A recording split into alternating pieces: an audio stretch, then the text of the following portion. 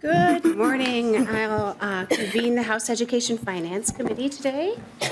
And with that, members, we have the minutes. First order of business is the minutes of March 12th before us. Representative Jordan, have you had a chance to look at the minutes, or Representative Purcell? Either one. Madam Chair, I move the minutes from March 12th, 2024. Thank you. Representative Purcell moves the minutes of March 12th, 2024. Any questions on the minutes? Seeing none, all those in favor say aye. Aye. All those opposed say no. The minutes from March 12th, 2024 are adopted. With that, members, I think Representative Edelson would like to quick give a shout out. Thank you, Madam Chair and committee members. I just wanted to have my interns for a day stand up from Edina are joining us, a group of high school students that it's my last group, my last session, and my last group of interns that I've brought. Now we're bringing 600 students here to the Capitol from our district. I just want to thank them for being here to learn more about government. Thank you. And I know Representative Jordan has one a little bit later. Do you want to do it now? Up to you, Madam Chair. Okay, we can do it now. Yeah, I also have a group of students here in the audience from Edison High School in Northeast Minneapolis, and amongst them are champion debaters who qualified for the state tournament.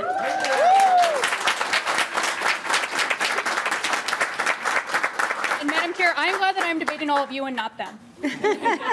Thank you.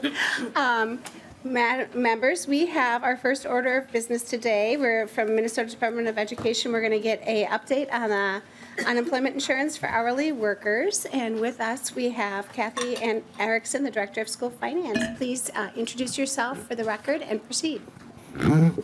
Madam Chair, members, thank you. My name is Kathy Erickson. I'm the Director of School Finance at the Minnesota Department of Education, and I will be giving an overview and an update on our unemployment reimbursement aid program that passed in the 2023 legislative session. Our overview is that we have a $135 million special revenue fund to help cover the costs of qualifying summer term workers receiving unemployment benefits. So these are non-certified staff who are eligible to file with DEED in the unemployment department.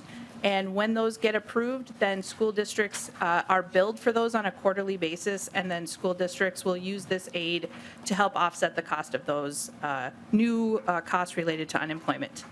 The legislation took effect May 28th, 2023. So we did open up the grid for last fiscal year to include those costs from the day of enactment and through June. And then we will have additional costs in May and June of this year for the same fiscal year 2024. So we do have a slight overlap in the first year to allow for May and June of the prior fiscal year to be covered, as well as May and June of this year for fiscal year 24. These funds can be used until June 30th, 2027, or until the funds are exhausted, and we'll talk more about those component pieces. And the ability for eligible staff for summer term unemployment benefits would continue even after the funds have been exhausted. So this will remain in effect, where districts will be responsible for the payment of unemployment even after if the funds should be exhausted. Districts are not able to levy for any of the summer term unemployment. There is regular unemployment for staff members that is eligible for an annual levy, which is called reemployment on our levy limitation and certification. But this specific summer term unemployment cost may not be levied on districts' individual levy limitations and certifications. Districts are also not able to use reimbursable fund options to code these expenditures in order to get both the aid and an additional potential reimbursement until the funds are exhausted.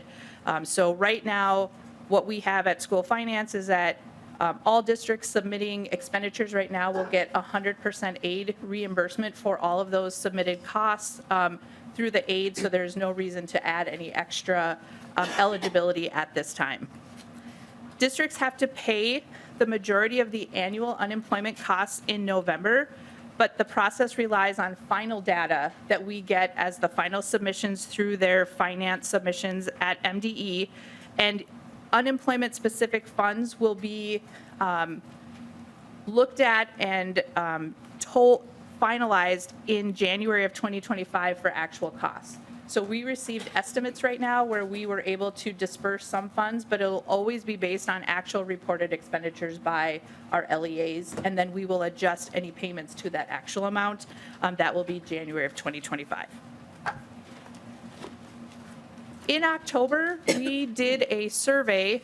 We actually did 2 surveys this past fall to collect information from our LEAs, which are charter schools and school districts, intermediates and cooperatives, to find out how many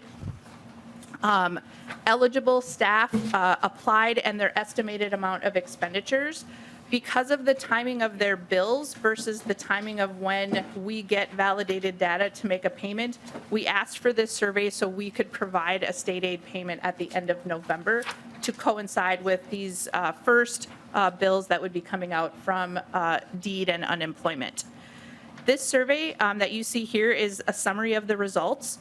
Of the eligible LEAs that were 553, we received 483 responses. You can see that 99% of our traditional school districts and 100% of our intermediates responded, and we had about between 70 and 75% responding from our charters and cooperatives. Also, you can see under the expenditures that we received estimated expenditure costs of just over $40.1 million for this past fall, knowing that we still will have some expenditures that haven't yet been recorded and reported for May, June, which will be the second quarter of this year, 2024. So we know that the overall cost for unemployment for school districts in 2024 will be slightly higher than what you're seeing here today. And you can see that we asked LEAs to submit their estimated number of eligible staff who received unemployment, and you can see that there was 17,866 estimated at this point in time. In this first survey, we also then sorted the submissions by the cost, and what you see on this screen is the top 10 largest estimated submissions by district, with St. Paul being the highest of just slightly over 2 million, Minneapolis following just shy of 2 million at 1.95 million, and then down to Robbinsdale, which was our 10th largest district at about $627,000. You can see their estimated eligible staff based on their submissions and what percent of the total 40.1 million was their submission in relation to the larger total cost. So you can see that St. Paul Public Schools is being estimated at about 5.1% of the total of the 40.1 million that was surveyed. And again, keeping in mind that we do expect that the overall cost for 2024 will be slightly higher than that due to May and June submissions we don't yet have. The unemployment survey results here again in summary so that you could see it as average cost by eligible staff person, with the total expenditures of just over 37.5 million and 16,325 reported eligible staff receiving benefits. The average cost per staff person was about $2,300. And then you can see those relationships between charter schools, intermediates, and cooperatives based on their submissions. Please keep in mind, again, that these are submissions that are unvalidated. These were estimates, and we will be getting final information at the end of the fiscal year once this is over. We had an average of $1,916 per person who submitted and collected unemployment benefits this past summer. We also have noted the 10 largest charter submissions by cost based on how they submitted. We have approximately 181 charter schools in Minnesota. We did receive notice from some that they did not actually have any unemployment costs for here. So the charter school submissions may not be for every district because they did not have any staff who applied or qualified for unemployment. But again, you can see the total cost. Our highest district charter school was Eagle Ridge Academy at $51,000 and 21 eligible staff, down to an average of $26,000 for our smaller charter schools. We were asked by the legislature as part of the legislation to provide information related to the total unemployment by employment category. So in November, we deployed a second survey so that we could get this information to provide in our legislative report that came out in January. And you can see here that districts did submit some updated dollars, so we're not getting the same exact totals as we did for Survey 1. We did have slightly less response rate than we did on the first survey. So you can see of the districts, LEAs, charters, co-ops and intermediates, we received about 38 million in responses this time versus the 40, but that was just that we did have some LEAs that did not submit. But you can see here, by far, our largest amount of staff who the districts and LEAs reported, 68.27% were paraprofessionals, 12.39% were our food service workers. We have transportation workers, bus drivers and others. Then we have our clerical, and then our operations and maintenance, and then other staff. These categories were chosen just by our UFARS coding so that we were able to deploy and get that information when we do our validations. And again, you can see that we have slightly different amounts, but overall, I think this would be an average trend if we were to put the full 40.1 million into play. My last slide is just an overview of the timeline of the process so everyone can get a sense of where we have been and where we are going. So our UI law was enacted May 28th, 2023. Eligible non-certified staff submitted unemployment applications to DEED, and I do want to say thank you to my colleagues at DEED for all of their help and support in being able to answer questions to our LEAs, our school districts and others. They provided technical support and other information so that districts could understand how that submission process was working for unemployment. And then LEAs validated staff UI submissions. Once those were submitted to DEED, then districts would receive those and they had an opportunity to review all of the applications for benefits and work through those and would reach back out to DEED if they had any questions and concerns related to those. As I shared already, in October and November, we deployed 2 surveys to collect information because we don't actually get validated UFARS information until November or December of 2024 for last year. So we wanted to be responsive to our districts and make sure that they were eligible to receive some revenue, and then also to be able to provide that information to you in that legislative report from January. In January of 2024, we did provide the report to the legislature on estimated costs by unemployment category. And in that report, we have every district. So in my presentation, I showed the top 10, but in the legislative report and supplemental documents, there is all of the districts and charters, cooperatives, and intermediates in that list. By June 30th, 2024 will be our end of our fiscal year. So the expenditures reported from May 28th, 2023 through June 30th, 2024 will be adjusted to actual in January of 2025 due to our submission process and our portal here at MDE. And then in October and November this fall, we will do that second year survey to again support an aid payment and get expenditures for the annual report to the legislature. And then again, in January of 2025, our first year final adjustments to actual be reported to MDE. And with that, I am open for questions. Thank you, Kathy Erickson. So with that, we'll go to member questions, but I just want to point to some information in your packets. You have the report that Director Erickson mentioned. We also have a spreadsheet that talks about, oops, sorry. We have a report in the packet. We also have a spreadsheet that breaks it down by schools. And I'm going to ask like 2 quick questions just so I'm sure I understand.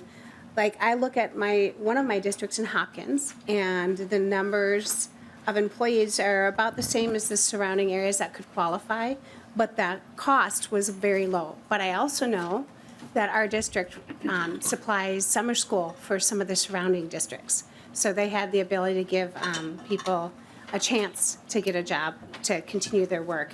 Is that one of the reasons why you could see discrepancies, large discrepancies between districts? Director Madam Chair, Erickson?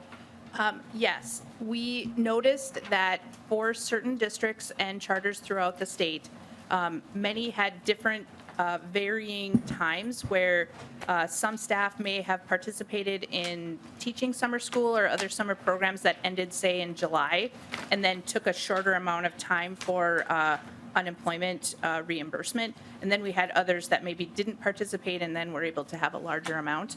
I do want to note that, we did get feedback from some of our districts that some of the information will be updated when they do their final validation. So in the process of providing us information, some of this information may have been estimated, and we'll get that actual here again at the end of the fiscal year. Thank you. And then another quick question I thought about too. I heard you earlier in your presentation say districts have been 100% reimbursed for the cost so far that they've submitted. Is that accurate? Madam Chair, we asked for an estimate, and we did pay out 90% here, and then before the end of the fiscal year, we'll be working with making that final payment. Because of the estimates, we wanted to make sure that if any district wanted to adjust their estimate, that we would be able to cover that cost. So as of November 30th, we took 90% of the list that you see here today and distributed that as an initial aid payment. Thank you, Director Erickson. That sounds very prudent. And final question too, because I know we had to look at the tails when it came to special education, because many of our paras actually work in special education and districts would normally build towards SPED.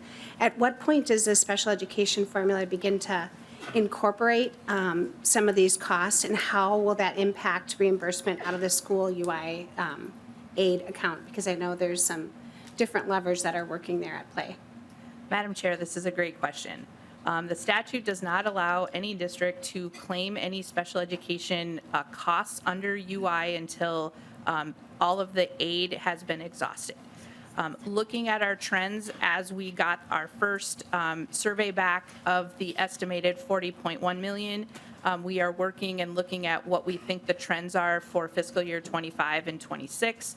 But based on what we see right now, we would suspect that by the end of fiscal year 26, we would exhaust all of the $135 million. And at that point, then fiscal year 27 would most likely be the first year that school districts could then submit expenditures under special education, which would be eligible for reimbursement costs, which is then the prior year. So those would be applied towards fiscal year 28. Representative Erickson, just one, Representative, I'm sorry I demoted you. Director Erickson, one other quick question, because if I can remember right, we put some money in the tails just for that purpose. I don't know if anybody remembers the number, if I should ask Mr. Strom or Ms. Beckel. Thank you, Madam Chair. Solveig Beckel, House Fiscal. So I believe the question was about how much money was set aside in fiscal years 26 and 27 from your target budget from last year. I believe that the dollar amount was around $64 million per year that was attributed to that. I cannot recall if that made it into the final bill. Thank you, Ms. Beckel. And maybe if you can follow up on that, I'm pretty sure it did. In fact, it might have grown a little bit, but, oh, okay. Thank you. Sorry, getting distracted. Representative Sensimura. Thank you. So my question is actually a little bit of, this might be, I'm not sure who can answer this question, but I do know that it just comes up when we're talking about the UI fund. Is there someone who can explain how summer school is paid for? And kind of, because I know that like something that has come up is like, oh, well, why can't we just offer more summer school positions to people? So can someone explain how districts get their funding and why some districts get a certain amount of money for summer school and some districts get less? I think I'm going to toss that to Mr. Strom. Madam Chair, Representative Sensimura, Ms. Erickson would be glad to help with this question as well.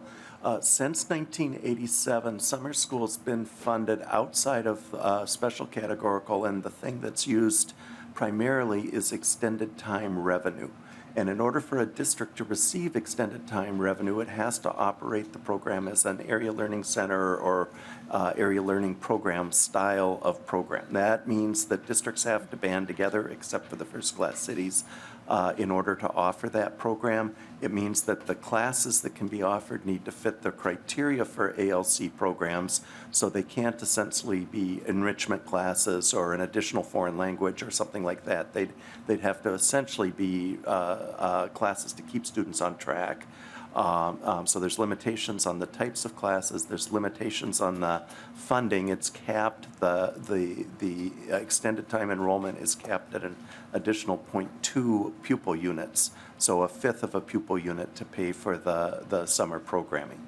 So those are the main limitations on summer programming. The revenue is limited to the extended time revenue, which is a formula amount times 0.2, a maximum of 0.2 pupil units based on the hours served, and also that the district offers the program through its ALC programming.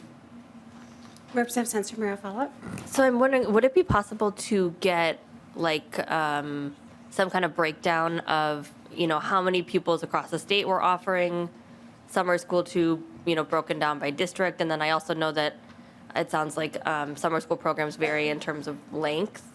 Is there just kind of some way we could get a better understanding of how much summer school basically we're offering to students? Mr. Strong. Madam Chair, thank you. The majority of the extended time revenue is for summer school, but it may also be used for things like extended school day or extended school year during the course of the regular school year. So the pupil count that we have that's assigned to that goes to all of those things, but the vast majority of that is for the summer session.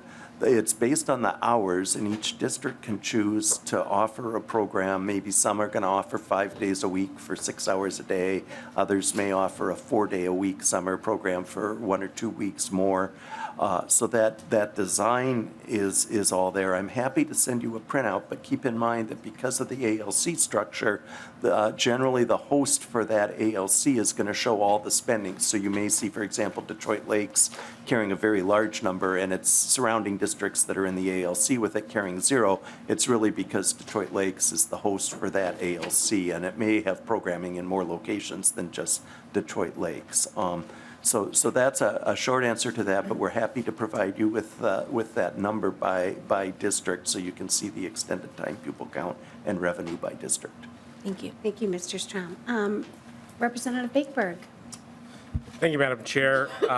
Thank you, Director Erickson. Just a couple questions of clarity. So in your last slide, you talked about June 24. That's not included in the about 40 million that's been spent so far. Am I understanding that correctly? Director Erickson. Madam Chair, Representative, just the amount of time between the end of the school year, where we have some districts who end in May and June, so there's just about maybe a month and a half of potential unemployment expenditures that are not yet reported. Representative Bakeberg, follow-up. Thank you. So the districts that are offering summer programs in June or in July and August of '24, how does that play into this? Director Erickson. Madam Chair, Representative, we will have that third quarter billing, so from July, August to the start of the school year. Any of those eligible unemployment expenditures will be on the third quarter, so that will be a part of fiscal year 25's expenditure costs. Representative Bakeberg. Thank you, Madam Chair.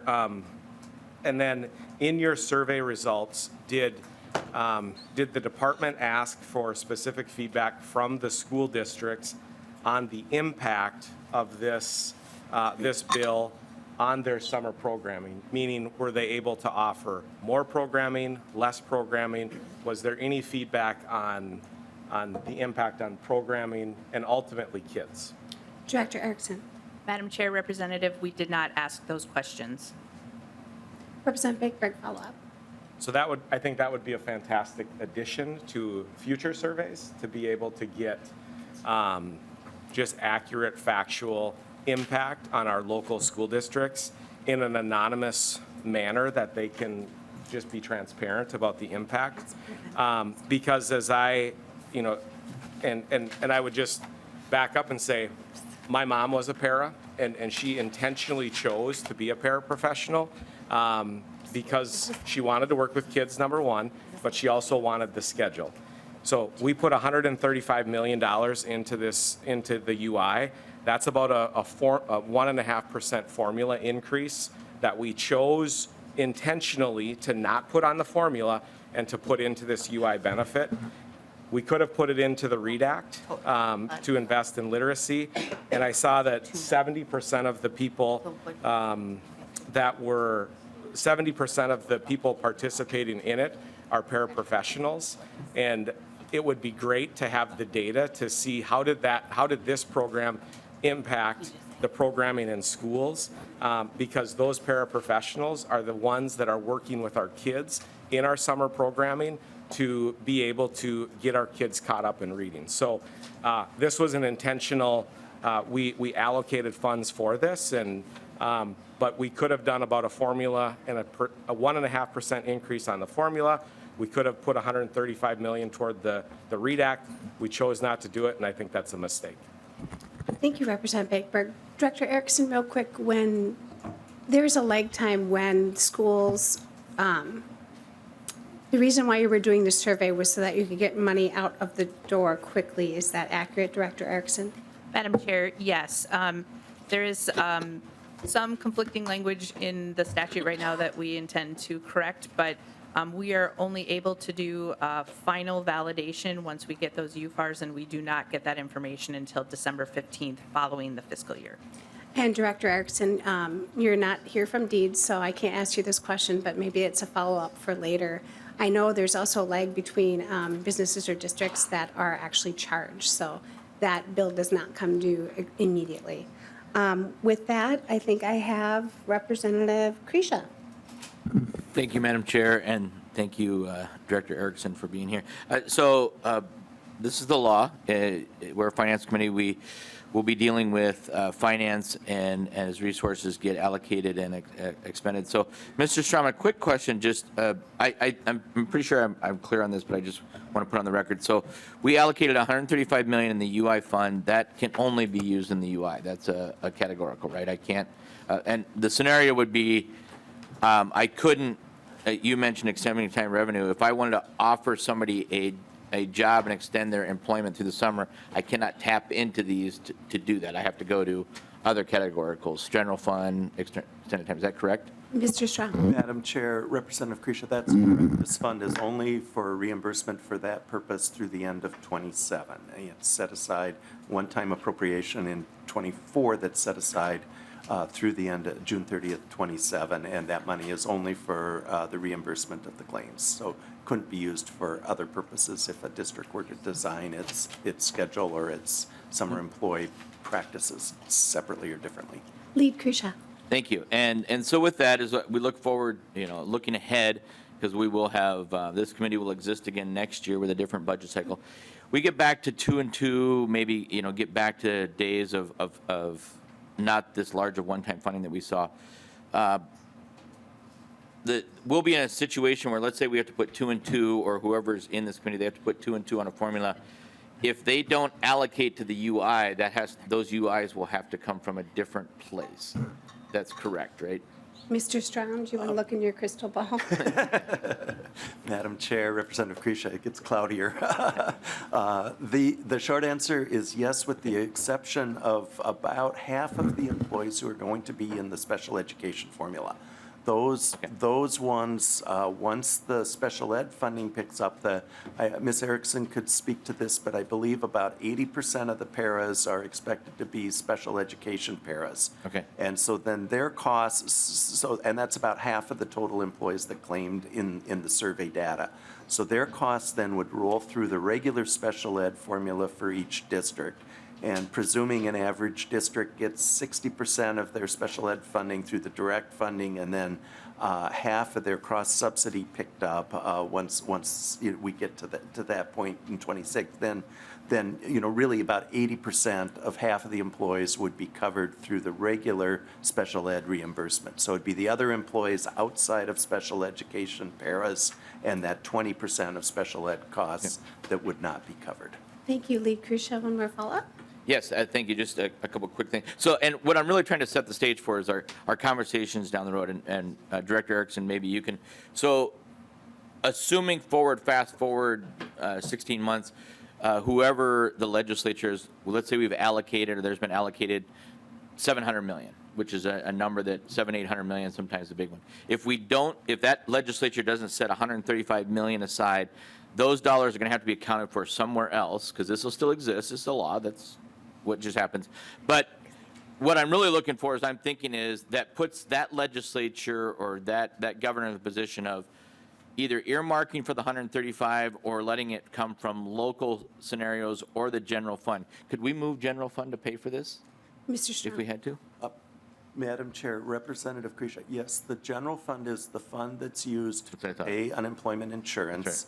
And a district, if its costs aren't covered by this formula or for those permanent staff layoffs that are covered through the levy, would then use its other general fund money to pay the cost. The cost will still be owed through the UI system payments. The school districts are reimbursable employers, so they don't pay a tax rate. They pay their costs into the UI fund on the reimbursement basis. And in terms of thinking about this on a per pupil basis, the expenditure of the 40 million is about $45 per pupil on an ADM basis, slightly more or less than that on a weighted pupil basis. So if you think of half of that falling into the special ed realm, you're thinking about $23, $22 per pupil unit for every year if the funding were to run out and there were no appropriation separate to replenish that fund. Got it.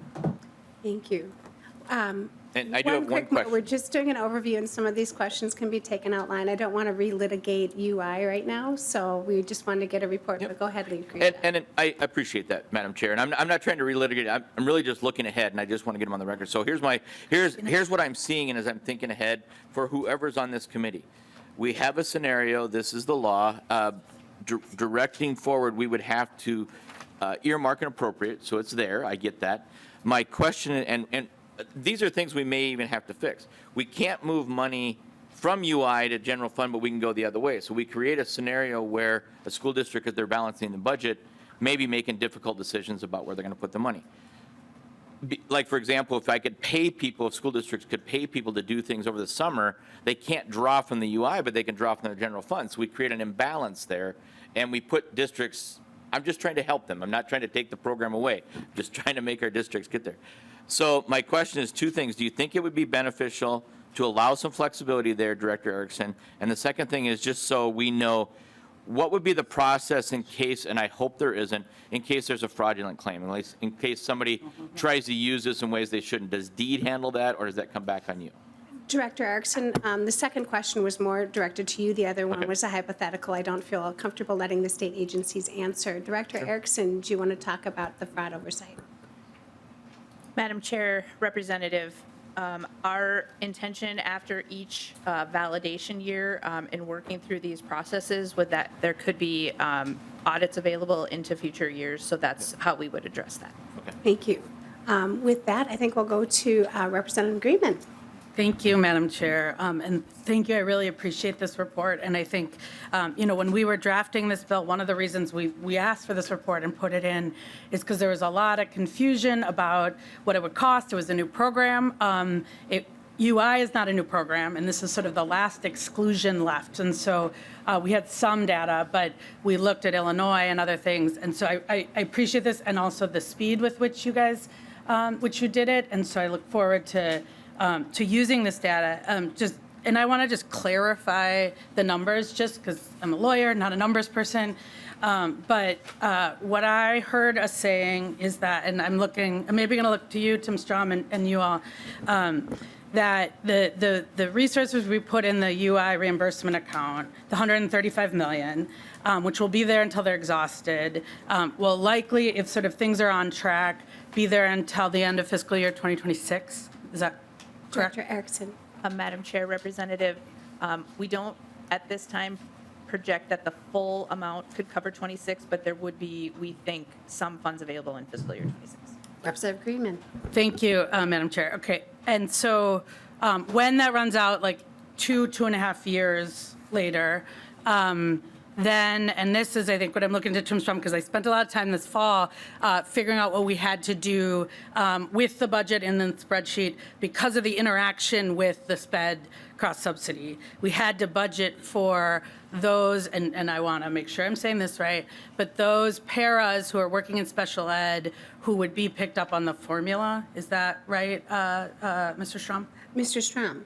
Madam Chair, Representative Greenman, and Ms. Beckel may want to comment on this as well. The money that was built in last year during the conference committee on the special ed and was built in under the assumption about how much it would take to fund unemployment insurance. So there are big numbers. The number Ms. Beckel mentioned was the $64 million built in there, but that was reflective of the $135 million cost estimate of that. What happens is there are a whole bunch of formula adjustments and usage adjustments that go into that special education line. So we had an end of session total for special education. We've had a November and now a February forecast estimating each year through 27 special education numbers. So that original estimate, even though it was tracked during the conference committee, changed just as other forecast estimates, things like the pupil counts and the meal counts and things like that, all of those get adjusted through the forecast process. So it's essentially money lost or gained into the forecast adjustment, saying, well, our estimate wasn't as good as it should have been.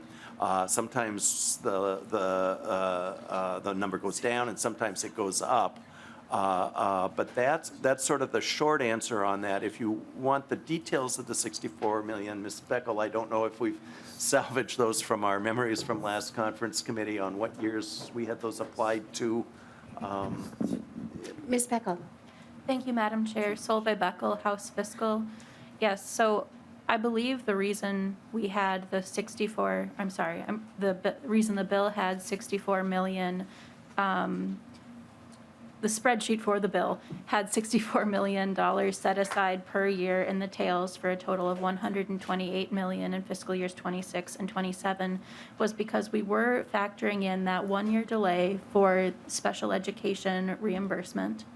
And we had to operate off of the assumption from the fiscal note, which suggested that 1 year's worth of the unemployment insurance changes would amount to $135 million in 1 year only. So because that $135 million was, under these assumptions, going to be gone after the first year, that meant that, as Ms. Erickson said, 100% of the reimbursements, as long as there were funds in that, would go to the unemployment account. But we assumed then that 100% would be gone after the first year. Thus, fiscal year 25 was the lag year. Fiscal year 26 was the year that we expected roughly $64 million, or a bit less than half of the what we anticipated as yearly costs would kick in through the special education reimbursement. So obviously, we now know that that is not the case. So I believe that is why Ms. Erickson referenced that 100% of the unemployment account would, or that reimbursements would be 100% out of the unemployment insurance account through part of fiscal year 26. Thank you. Thank you. Thank you, Madam Chair. Representative Freeman. Yeah, and so I think that in my layman's brain, what we're saying is, and I think we have revised down both the amount of money this costs, and I want to talk about that in a second, because I spent 3 years of my life in that world, but to the base. And so, and what that base means is that baked into the base forecast for our budget is nearly half of the cost to districts of this program, because it is special ed. It will be coded special ed once the reimbursement account is fully exhausted. And I think that was something actually it took me a minute to really make sure to understand. But as we think to our districts and what the cost of the districts will be, 100% is funded until the reimbursement count runs out. It will now be 2.5 years because or around there. But if this year is a guide, And then after that, we already have baked into the base forecast, because of the intersection with special ed, nearly half of the cost of this program. So I wanted to just bring us back, because this is a lot of folks in this room are going to tell us how important this has been to their life. When I first started working on this, the fiscal note for this said that in 1 year it was going to cost $323 million. In 2022, the estimate of the fiscal note was 162 million. And in 2023, when we passed it, the estimate was $135 million a year. We had actually, and we had done some work with some nonprofits who really looked at, and some national folks who looked at Illinois' experience, and we thought the number in 2021 was going to be closer to 25, 30. And I think if you look at inflation to 2023, it was about there, like maybe $5 million over what we had estimated, but nearly $100 million under. So we are both coming in nearly $100 million under, based on what I think we knew about the way that workers use this and would use this. And also, it sounds like almost $40 million under in the base. And I think that that's really important, and because when we hear about the impact of this program, right, when we hear about what it means, which is, and I don't know if you've been hearing from the workers in your district, but paras who are staying, bus drivers who are now able to go, and I think we're going to hear some of those voices. So when we talk about the READ Act and investments in literacy, what we're doing is making sure that there's actually paras and literacy support staff to help those students, paras that we have been losing to other jobs over the summer. And so I think, like, we are not just talking about a critical social safety net for the workers who are the lowest paid and most vulnerable in our schools. We're also talking about being able to implement all of those values for our kids, literacy values, ensuring that kids have a safe space. Representative Greenman, I'm going to just cut you off for a second. I know Representative Altenor might have wanted to talk too. We have a testifier that has to go back to their classroom because they're one of those essential paras. So I want to go to the quick testimony, and then we'll come back. Director Erickson, can you stay around for a minute in case there's any other questions? We just have 5 quick testifiers, but I want to make sure this one can speak. So we have Courtney Hamas, paraprofessional from Zembroda, Mazeppa on remote. Please state your name for the record and proceed. Thank you, Madam Chair. My name is Courtney Hamas, a Zembroda Mazeppa paraprofessional. I'm also a union vice president and a member rights advocate. I have worked as a paraprofessional at Zembroda Mazeppa for 12 years. I did 10 years in special education and now switched to a media center paraprofessional. I'm also on a new team this year called the behavioral team. This summer was the first summer I had the opportunity to collect unemployment. This summer was also the first summer I felt a mental break that I feel I so needed. Instead of working 3 jobs this summer, I was able to work just 1. The unemployment was such a huge help. It was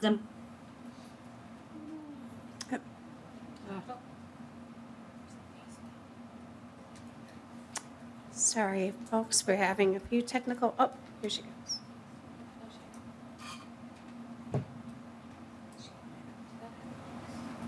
No, I think it was, sorry, folks, I think we have a little technical difficulties here. Ms. Hamas, we have to take a break. You might not be able to hear us. We're reconnecting here. Cart just gave up.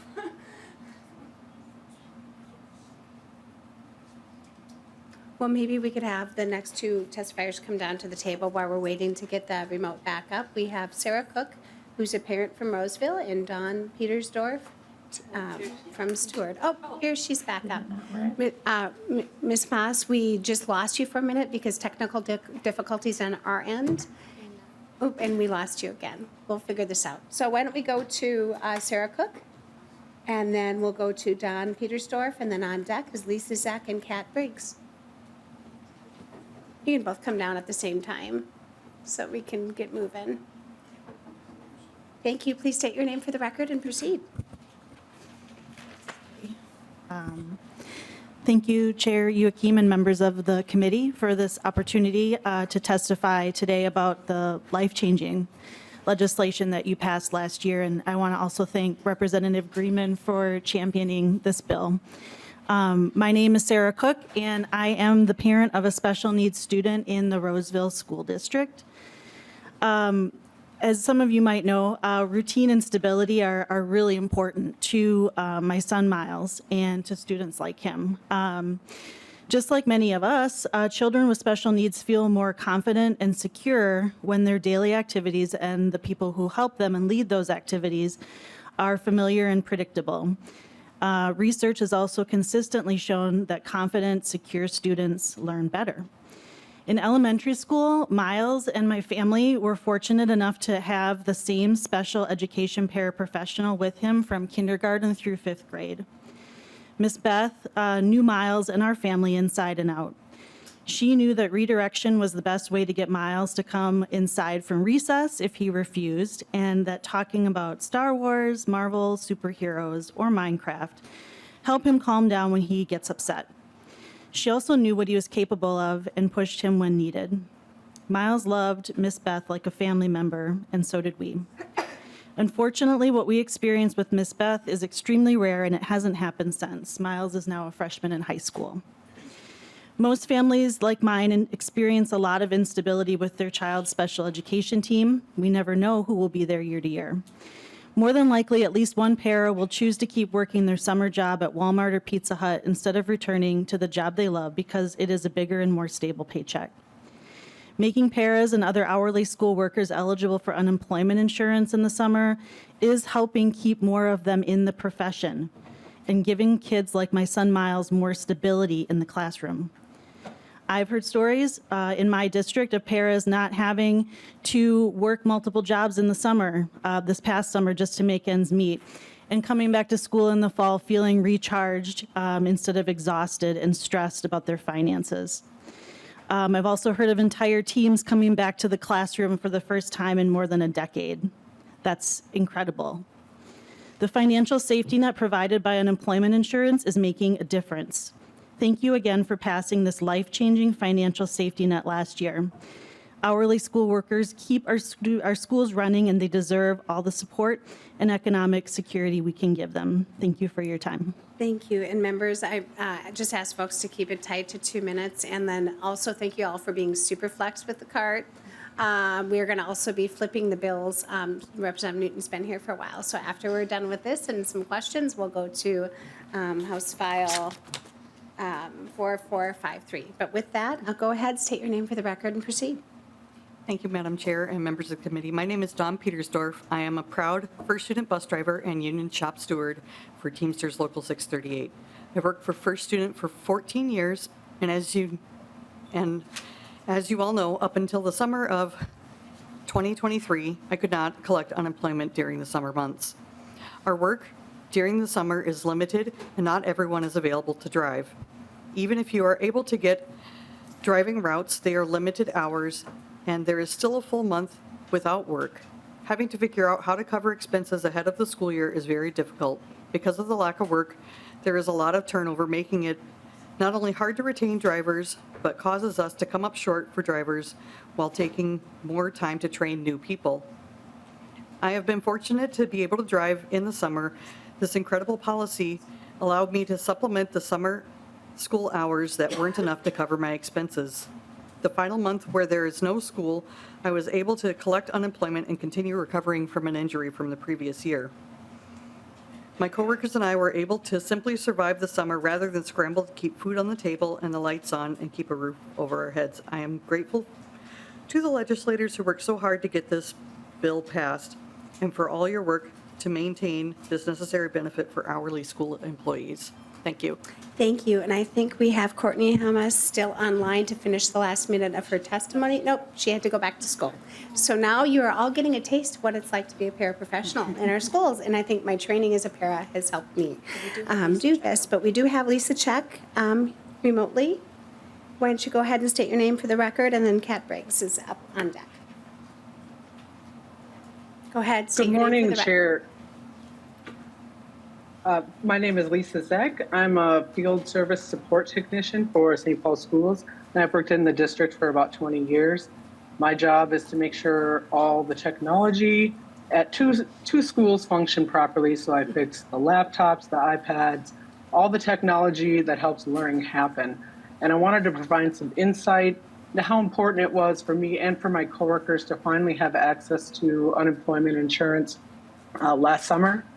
The unpaid summer period is 6 to 8 weeks long, and there aren't very many short-term opportunities in technology for full-time, well-paid work. So I've pretty much always had to plan for my income to decrease by about 75% as I would piece together some kind of work for the summer until mid-August when I went back to work. Thankfully, I haven't had to face some of the really dire situations that some of my coworkers have that caused them to leave public service and find other careers. But the unemployment insurance really mattered for my family. I had stability over the summer months last summer. I came into this school year a lot better for it. For the first time, I'm able to use my savings for a trip instead of just saving the income to pay bills over the summer and pay for unexpected expenses. And not to mention that our paychecks are quite a bit lower for the second half of every school year anyway, because we have to pay for our summer insurance coverage. So this change, as groundbreaking as it was, doesn't mean that our goals of a living wage for all workers, a safe learning environment for all students and staff, or a strong, good faith relationship with the district leadership have gone to the wayside. But your passage of UI for K-12 workers really buoys us every day, especially for those of us that might have left over the summer if we didn't have this safeguard, and we thank you for it. Thank you. Thank you for your testimony. And last up, Kat Briggs. Welcome back to the committee. Please state your name for the record and proceed. My name is Kat Briggs. Thank you, Madam Chairman and committee members. I've testified for years in support of changing the law to allow education support professionals to access unemployment in the summer. This past summer, I'm so proud to say we got it. Driving a bus isn't an easy job. We're basically driving a one-room schoolhouse through traffic. It's extra tough in the summer, and not just because there's no air conditioning. During summer school, I work 2 hours in the morning and 2 hours in the afternoon, 4 days a week. That's only 16 hours of work. And of course, there's no work in the weeks when there's no school. Because of the change that we fought for and won, in the weeks when there was school, I received partial unemployment benefits. The weeks when there were no routes, I received full benefits. I didn't have to choose between taking care of my kids, and as you know now, my bus, my kids, and my grandbabies. 4 of my 8 grandchildren have summer birthdays. I used to stress about buying presents and affording the gas to go visit them. Because of UI, I was able to care for my grandchildren, as well as making sure my 89-year-old mother was settled in after moving from Oregon to Minnesota. And yes, she has transitioned great and is enjoying the state of Minnesota. The little bit of financial security provided by UI over the summer months has helped 4 generations of my family. It is not only my life that UI has played an important role. People I work with and in my district tell me how this law has changed their lives too. They can afford to do the work they love, as well as care for their loved ones. They no longer fear going without or having to leave a profession they love. The work we did together made such a difference to so many people. To everyone in the room who had a part in that, I thank you. Thank you. And tell your mother that winters usually have snow, so not to get used to this. She moved here in January, so she got a blast of it last year. So thank you. Members, we're going to have a hard stop at 11:30 to move on to other bills, but I want to give a chance to Representative Altendorf. You had your name on the roster, and then Representative Griedman, and then we'll finish. Yeah, absolutely. Thank you, Chair Joachim. And to Representative Greenman. I guess I wanted to talk a little bit about reality here when, we wanted, it seems very much like the majority party wants to take a victory lap on this one. And when you're talking about the numbers, I mean, is this really an accurate amount of time? When we're looking at, this was just passed at the end of May, and we are looking at one summer, one small group of data. This is not fair to our schools. This is not fair to our superintendents. This is not fair to our school board members who are struggling right now with teacher contracts, to be taking this victory lap and to say that this is so under budget. Just this week, I talked to a district of my school, and they said, looking at next year, they already know that this unemployment insurance is going to be three times what they paid out this summer. And so for you to say that this was so over budgeted, underfunded, when we were looking at this very, very small data point, this is not reality, members. We are not looking at realistic numbers. We cannot look at one little tiny drop and claim that this is going to be this great program. So we're taking this victory lap today, and yet we're asking valid questions in support of our schools, in support of our superintendents, and asking them, how is this going to be funded in the future? This is a very serious deal. This is a large part of their budget, large part of the general fund that we are taking away from the schools, and I really, really think that this victory lap is a little bit premature. Thank you, Representative Altendorf. As a reminder, the schools have paid nothing out for this so far. And we're not going to, kind of skating on the edge of putting words in people's mouths. So let's just be respectful with each other at the table, and we will all try our best. And Representative Greenman, real quick, so we can go on to the next bill. Thank you, Madam Chair. And I just want to call attention to the most important budget here is what Dawn and Lisa and Kat and Courtney said, which is a budget that they can now afford their lives. And it's the same budget and it's the same social safety net that other Minnesota workers already have and rely on. And I think that for all of us, I don't care what party you're in, should be a victory that we are providing that economic stability to Minnesotans. The last thing I will say, and I think I think where Lead Krisha was going is, I do think that there's a good and important conversation about after the fund runs out, and just to reiterate what the chair said, $135 million exists. This wasn't one piece of data. I think what MDE said is 99% of districts reported they're getting reimbursed, and that's those are real numbers, that's facts. And to the point about what we do after that fund runs out, 50%, about 50% of the cost is baked into the special ed or to the SPED. But I do think if we're talking about how we can move our districts to have more support in the summer, more learning support, that is something that I think there's probably bipartisan support for.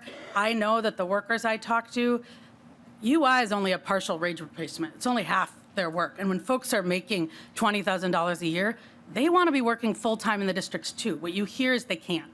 And I think if there's opportunities to fund and make sure that our districts can provide full-time work in the summer, I think it's good for workers, I think it's good for our kids, and I think it's good for our districts. And so I'm really looking forward to the conversation about how we can provide that flexibility to really get to a place where those folks can work full-time doing the jobs they love, and that's the stories we've been hearing for the last couple of years. So I appreciate the conversation, look forward to more after, I think we're talking about the next biennium or that. And just again, thank you for all of those workers. I will say, I think Kat has been here longer than I've been in the legislature, and so really just appreciate it. It's because of you all that we got this done. Thank you. Thank you, Representative Greenman, and thank you for reminding us that this is an ongoing conversation. We know we're going to have to talk about this in the next budget cycle, and we're going to be doing that in collaboration with our school districts. With that, members, we have up next House File 4453. Representative Newton, thank you for sticking with us for some fun and education finance. I bet you miss it. As a former school board member as well. Yeah. Representative Newton, why don't you go ahead? I will move House File 4453 before committee, and I believe you have a DE2 amendment. That's correct, Madam. Why don't we go ahead and put that on so the bill gets in the shape that you'd prefer to speak about it? So members, all those in favor of the DE2 amendment, please say aye. Aye. All those opposed, say no.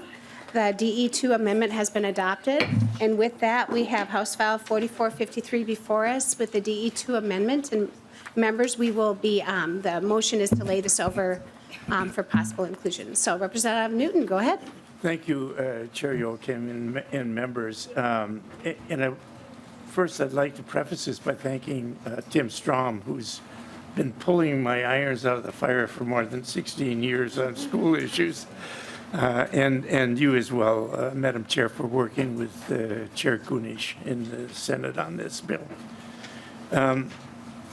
House File 4453 provides that twice a year, let me give you some background. Twice a year, the Minnesota Department of Education distributes the school endowment payments from the Permanent School Trust Fund to the public schools and charter schools of the state.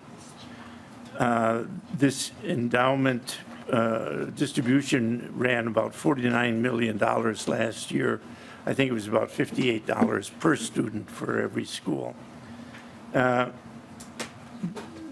One of the issues that we're dealing with in this particular bill is that the 4 public tribal contract schools do not receive this funding. And so we're looking to add those 4 tribal contract schools to the funding. We're talking about 620 students and roughly $36,000 a year in distribution. And it's an issue of fairness, Madam Chair. And with that, I don't know if I have. Yes, we do have Lori Harper here, Director of Education, Leech Lake Band of Ojibwe, and the Chair of the Tribal Nations Education Committee, which we lovingly call TNEC. So with that, please state your name for the record and proceed with your testimony. Lori Harper. I have a map that I would love to share.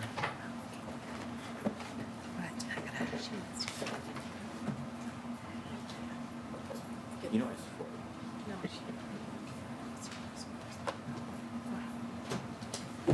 And I'm at that age where I have to wear readers, so. I'm sorry. Yeah. Did you have the map as copies? Because I'm not sure we'll be able to get to the technology for you to be able to see that. Because No, I don't have copies of it, but I can. Maybe let we you know can what the just website provide it to us after the fact, unless we can get the technology going. So why don't you go ahead and start your testimony as our CA works on that. All right.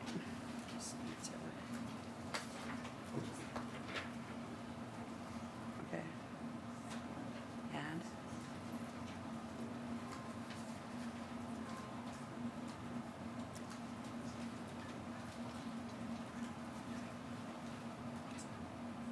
And if you could hold this up.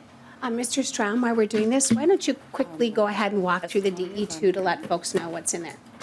Madam Chair, Representative Newton and members, the DE2 you just adopted, the purpose of that was to change the payment stream to state general fund dollars in the same amount as the permanent school fund dollars. This addresses some nervousness about the constitutional language regarding the payment of permanent school fund monies. But the net effect to the 4 tribal contract schools is exactly the same. The same dollar amount would flow to them on the same schedule as the money that flows to the districts and charter schools, as Representative Newton explained. And that most recent year-end data, as he mentioned, just came out the other day, and it's about $60 per pupil this year for the permanent school fund distribution. Thank you, Mr. Strom. That helps. Looks like we still have some technical difficulties. You just want to start with your presentation, why we work on that. Thank you. Go ahead and state your name for the record. Lori Harper. Thank you. Ani Nogabewa Sekwe, Indigenous Kaz, Gasagaswajime Kag and Dunjaba, Gamaswawa Kokaga and Dayan, Nupaming and Daya. Good morning, Chair Yukaim, and Vice Chair Mary Frances Clardy. Thank you. It was wonderful to see you last night and meet you last night at the MCT legislative dinner. Good morning, Representative Ron Kresha and the rest of the committee. I'm Lori Harper. I'm the Director of Education for Leech Lake Band of Ojibwe. I'm also the Tribal Nations Education Committee Chair. Leech Lake Nation is located in north central Minnesota and shares land with the counties of Beltrami, Cass, Hubbard, and Itasca. I'm here today to express the Leech Lake Band of Ojibwe's support, as well as the Tribal Nations Education Committee support of House File 4453, School Endowment Fund Apportionment.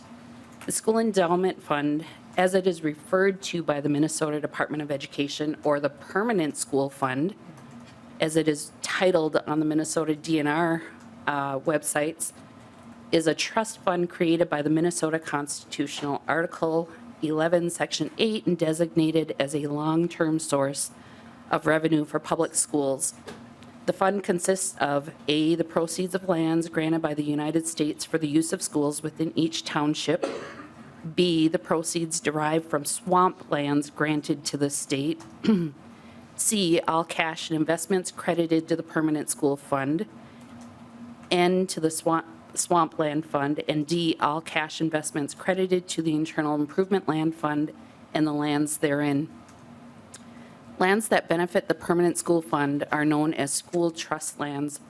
Proceeds from school trust lands are generated through mining royalties, timber sales, land sales, and various leases. This is an excerpt from the Minnesota the MMB Permanent School Fund Report dated September 2020 to August 2021. 92% of the remaining trust land surface acres are located in the northern part of Minnesota. Statewide, there are 2.5 million acres of school trust land surface. The total acreage of Beltrami, Cass, Hubbard, and Itasca counties is 534,650 acres, or 23.06% of the trust land, and it is located on the Leech Lake Nation lands and in our ceded territories. The Leech Lake Band of Ojibwe and TNEC supports House File 4453, School Endowment Fund Apportionment Proposed Language, to be more inclusive. That reads line 1.9, in participating schools and American Indian schools as defined in section 124D.73, and line 1.11, participating school and American Indian schools. Thank you. Thank you very much, Director Harper. With that, members, I think we'll move to the table for any questions. Lead Krisha. Thank you, and I'll be quick. And so thank you, Director, for being here, and of course, Representative Newton. You know I have to support your bill just because of you, so you win with that. And I would just say that I think this is a great opportunity for us to continue to explore how we might have equalization between non-public and public and the efforts you have. And so to the Director, I support your efforts as well. And thank you, Representative Newton, for bringing this bill. Thank you. Any other further questions or comments from the table? Representative Paris-Vega. Thank you, Madam Chair, and I want to thank you, Representative Newton, and our tribal members that are here today.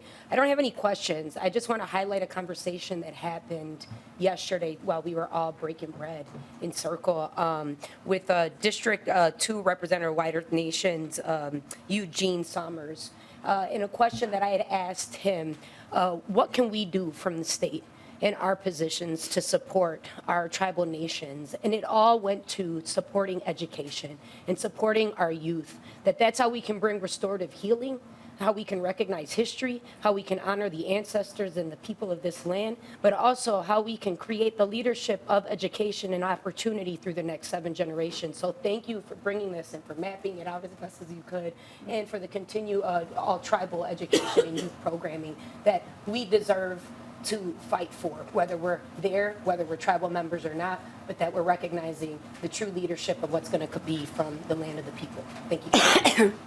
Thank you so much. Representative Newton, final comments. I have no final comments, other than to say, working with, I'm chair of the School Trust Commission, and Senator Mary Kunish is the vice chair. And one of our goals is to actually return all of the school trust lands to the tribes, so that they will eventually have full control over all the trust lands, all the swamp lands. So with that, Madam Chair, thank you very much. Thank you, committee members. Thank you. With that, House File 4453 as amended is laid over for possible inclusion in an education finance bill. And then next up, we have House File 4500. Vice Chair Clardy, once you get settled, you can go ahead and move 4500 before the committee with the intention of re-referring this bill to higher ed. So members, we will be having a vote. This bill is going to higher ed for the higher ed provisions that are in it. They combine the bills this year. In the past, we've had TOCAT kind of moving separately, but it's a smaller ask, so they wanted to have a bill together.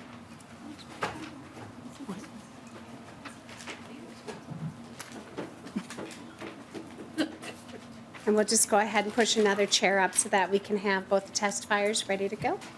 Go ahead, Representative Clardy, move House File 4500 before us. So moved. Go ahead with your testimony. Okay, great.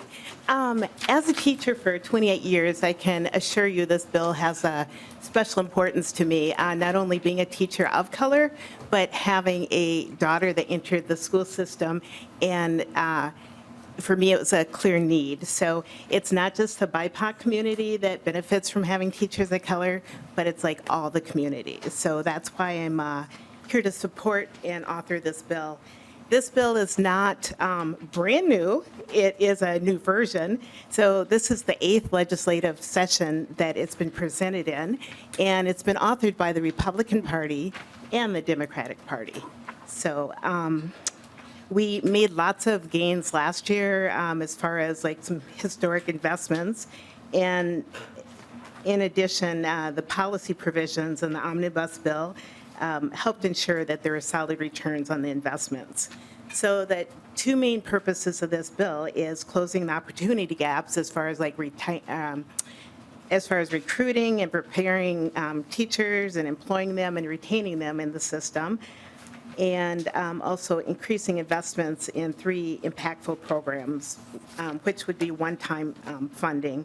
And it would also meet the official state goal stated in 120B.117 by increasing teachers of color by 2% a year, so that in 2040 we will have the teaching population look very diverse and look like our students in the system. So there are three strategic one-time investments that are going on. The first one is aspiring teachers of color, and this bill appropriates money from both education finance and higher education. Thus, we are referring this bill to them later. So it would be for $10 million. 5 would be from each committee.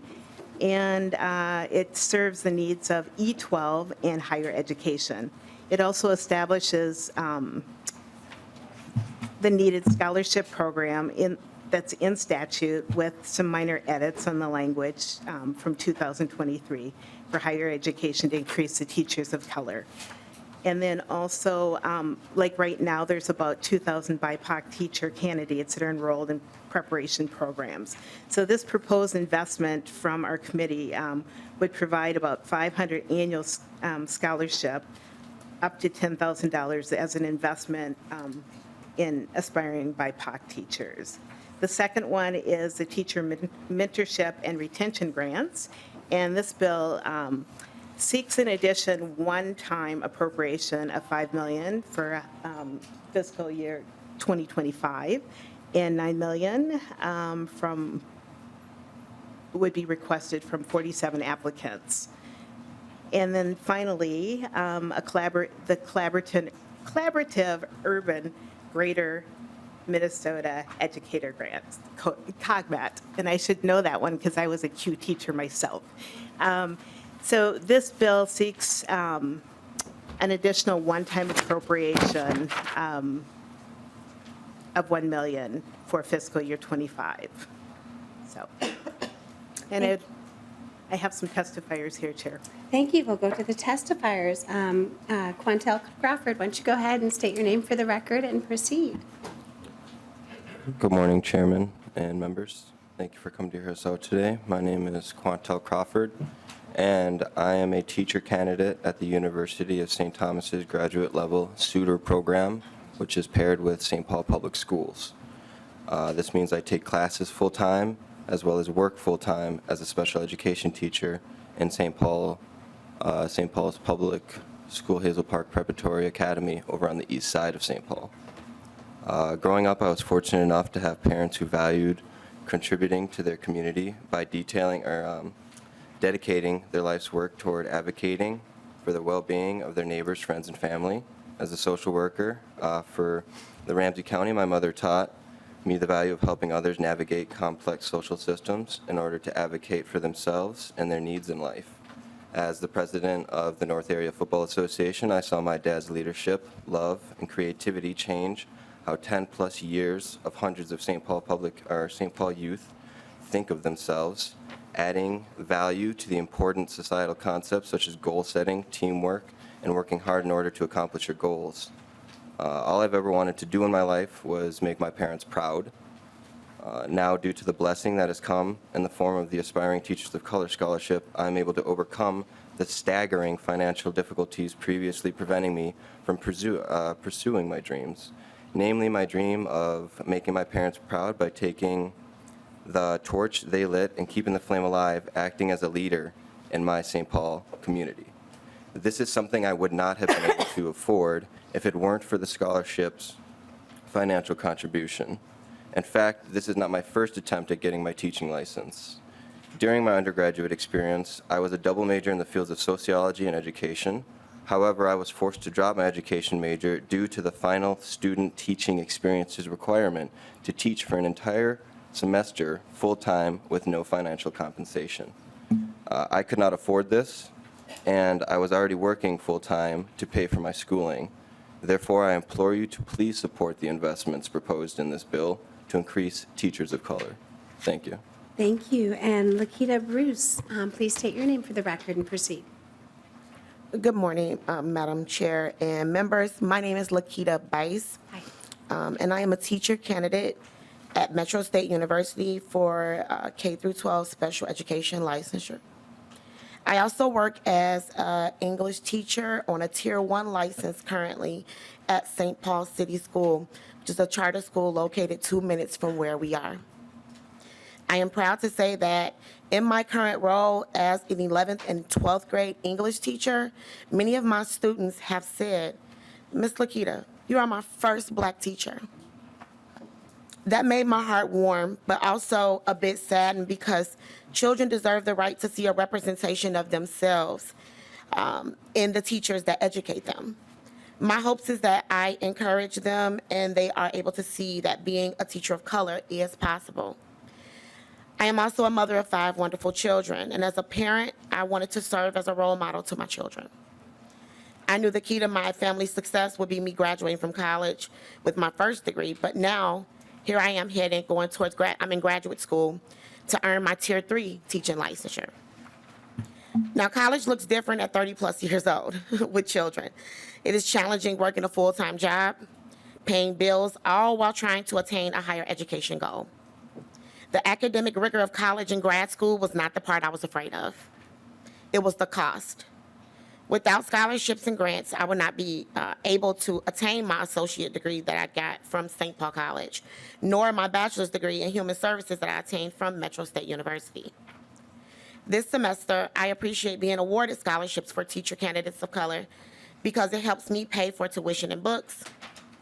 It would be amazing to also receive the Aspiring Teachers of Color Scholarship in the future, with up to $10,000 per year to help towards paying the full cost of attendance as a graduate student and reduce my loan debt.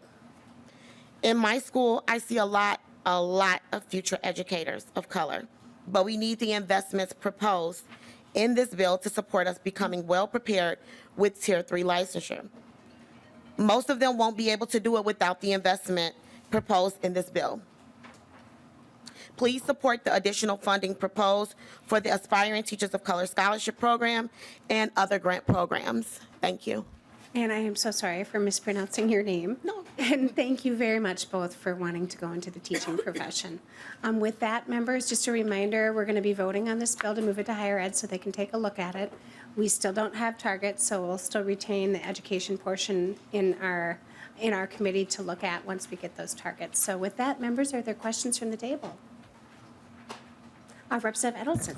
Thank you, Madam Chair, and thank you, Representative, for bringing this bill. I have to tell you, it's so important. It is so important, and I thank you for coming with the lived experience. I have my master's in social work, and we were required to do the same thing, work full-time for free. And I can tell you, there were times when I did not know what I was going to eat at night and how I was going to pay my rent. So I cannot thank you enough for bringing this. It is so important. And so I'm going to sign on as the co-author. Thank you. And then I saw Lead Krisha, but before I go to Lead Krisha, so you can wrap up, is there anybody else that had any questions? Looking, all right. Lead Krisha. Thank you, Madam Chair, and thank you, Representative Clardy, for your work in this. No reason to oppose this. Good luck in higher ed, and I hope you can have positive conversations. Thank you. And with that, Representative Clardy, final word. Just thank you for looking forward to the future of children in Minnesota. Thank you so much. And with that, members, we will go to one of our first few, wait, we had a vote before. We don't, no, I said we've had a vote before. I was going to say it was our first vote, but it's not. With that, Representative Clardy renews her motion that House File 4500 be re-referred to the Higher Education Committee. All those in favor say aye. Aye. All those opposed say no. House File 4500 is re-referred to the Higher Education Committee. With that, members, we are meeting again tomorrow here, and make sure you have all 3 days on your calendar next week. And with that, we're adjourned.